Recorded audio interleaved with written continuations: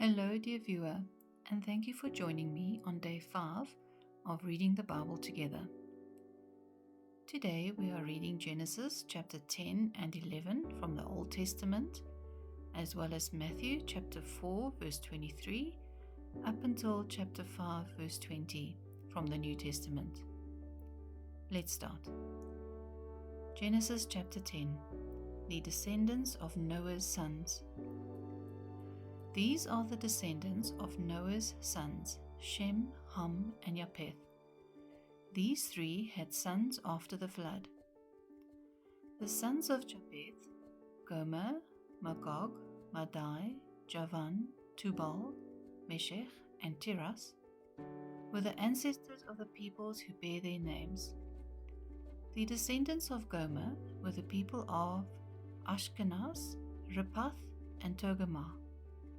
The descendants of Javan were the people of Elisha, Spain, Cyprus, and Rhodes. They were the ancestors of the people who live along the coast and on the islands. These are the descendants of Japheth, living in their different tribes and countries, each group speaking its own language. The sons of Ham, Cush, Egypt, Libya, and Canaan, were the ancestors of the people who bear their names. The descendants of Cush were the people of Seba, Havilah, Sabta, Ramah, and Sabteka.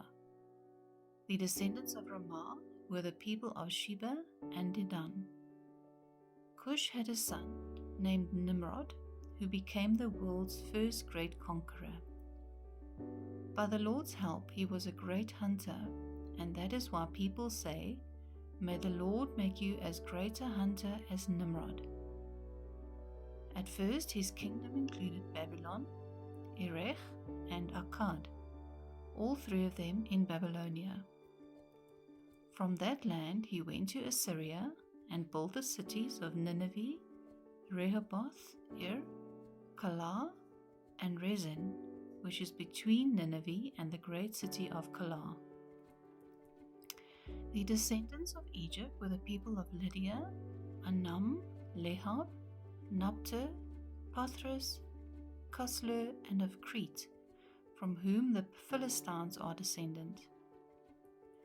Canaan's sons, Sidon the eldest, and Heth, were the ancestors of the peoples who bear their names. Canaan was also the ancestor of the Jebusites, the Amorites, the Girgashites, the Hivites, the Arkites, the Sinites, the Arvadites, the Zemarites, and the Hamathites. The different tribes of the Canaanites spread out until the Canaanite borders reached from Sidon southward to Gerar near Gaza, and eastward to Sodom, Gomorrah, Admah, and Zeboim near Lasha. These are the descendants of Ham, living in their different tribes and countries, each group speaking its own language. Shem, the older brother of Japheth, was the ancestor of all the Hebrews. Shem's sons, Elam, Ashur, Arpachshad, Lud, and Aram, were the ancestors of the peoples who bear their names. The descendants of Aram were the people of Uz, Hul, Gether, and Meshech. Arpachshad was the father of Shelah, who was the father of Eber. Eber had two sons. One was named Peleg, because during his time the people of the world were divided, and the other was named Yoktan. The descendants of Yoktan were the people of Almodad, Shelef, Hazarmaveth, Yera, Haduram, Uzal, Dikla, Obal, Abimael, Sheba, Ophir, Havilah, and Yobab. All of them were descended from Yoktan. The land in which they lived extended from Mesha to Sephar in the eastern hill country.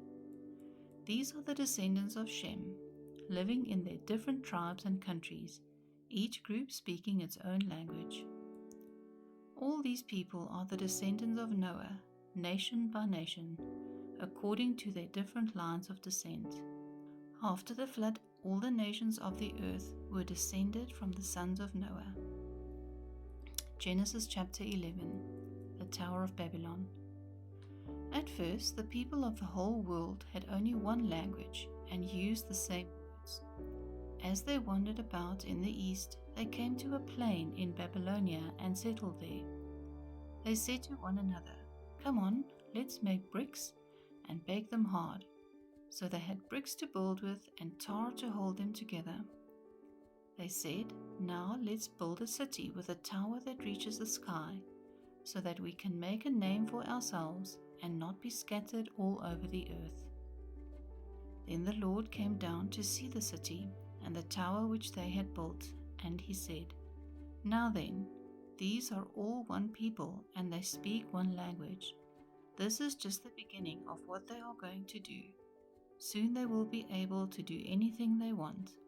Let us go down and mix up their language so that they will not understand each other." So the Lord scattered them all over the earth, and they stopped building the city. The city was called Babylon, because there the Lord mixed up the language of all the people, and from there he scattered them all over the earth. The descendants of Shem. These are the descendants of Shem. 2 years after the flood, when Shem was 100 years old, he had a son, Arpachshad. After that, he lived another 500 years and had other children. When Arpachshad was 35 years old, he had a son, Shelah. After that, he lived another 403 years and had other children. When Shelah was 30 years old, he had a son, Eber. After that, he lived another 403 years and had other children. When Eber was 34 years old, he had a son, Peleg. After that, he lived another 430 years and had other children. When Peleg was 30 years old, he had a son, Reu. After that, he lived another 209 years and had other children. When Reu was 32 years old, he had a son, Serug. After that, he lived another 207 years and had other children. When Serug was 30 years old, he had a son, Nahor. After that, he lived another 200 years and had other children. When Nahor was 29 years old, he had a son, Terah. After that, he lived another 119 years and had other children. After Terah was 70 years old, he became the father of Abram, Nahor, and Haran. The descendants of Terah. These are the descendants of Terah, who was the father of Abram, Nahor, and Haran. Haran was the father of Lot, and Haran died in his hometown of Ur in Babylonia while his father was still living. Abraham married Sarai, and Nahor married Milcah, the daughter of Haran, who was also the father of Iscah. Sarai was not able to have children. Terah took his son Abraham, his grandson Lot, who was the son of Haran, and his daughter-in-law Sarai, Abraham's wife, and with them he left the city of Ur in Babylonia to go to the land of Canaan. They went as far as Haran and settled there. Terah died there at the age of 205. Please feel free to pause the video here for time to reflect on what we have read. Let's continue. Matthew chapter 4. Jesus teaches, preaches, and heals. Jesus went all over Galilee, teaching in the synagogues, preaching the good news about the kingdom, and healing people who had all kinds of disease and sickness. The news about him spread through the whole country of Syria, so that people brought to him all those who were sick, suffering from all kinds of diseases and disorders, people with demons and epileptics, and paralyzed people, and Jesus healed them all. Large crowds followed him from Galilee and the 10 towns, from Jerusalem, Judea, and the land on the other side of the Jordan. Matthew chapter 5. The Sermon on the Mount. Jesus saw the crowds and went up a hill, where he sat down. His disciples gathered around him, and he began to teach them. True happiness. Happy are those who know they are spiritually poor. The kingdom of heaven belongs to them.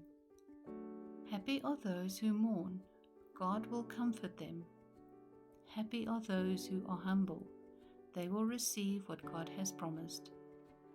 Happy are those whose greatest desire is to do what God requires.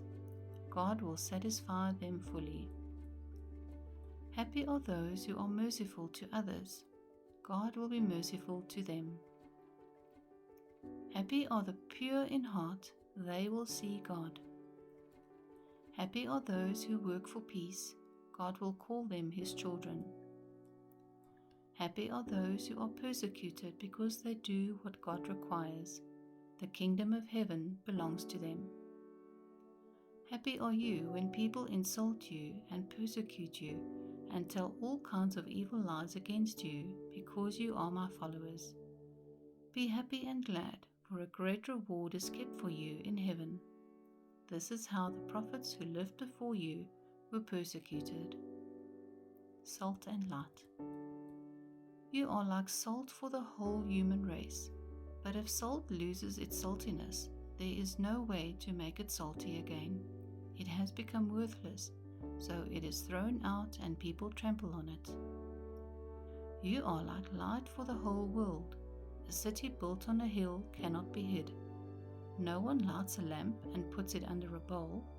Instead, it is put on the lampstand, where it gives light for everyone in the house. In the same way, your light must shine before people, so that they will see the good things you do and praise your Father in heaven. Teaching about the law. Do not think that I have come to do away with the law of Moses and the teachings of the prophets. I have not come to do away with them, but to make their teachings come true. Remember that as long as heaven and earth last, not the least point nor the smallest detail of the law will be done away with, not until the end of all things. So then, whoever disobeys even the least important of the commandments and teaches others to do the same will be the least in the kingdom of heaven. On the other hand, whoever obeys the law and teaches others to do the same will be great in the kingdom of heaven. I tell you then that you will be able to enter the kingdom of heaven only if you are more faithful than the teachers of the law and the Pharisees in doing what God requires. Please feel free to pause the video here for time to reflect on what we have read. That's it for today, and I hope that you'll join me in the next video. Wishing you a graceful morning, day, or evening.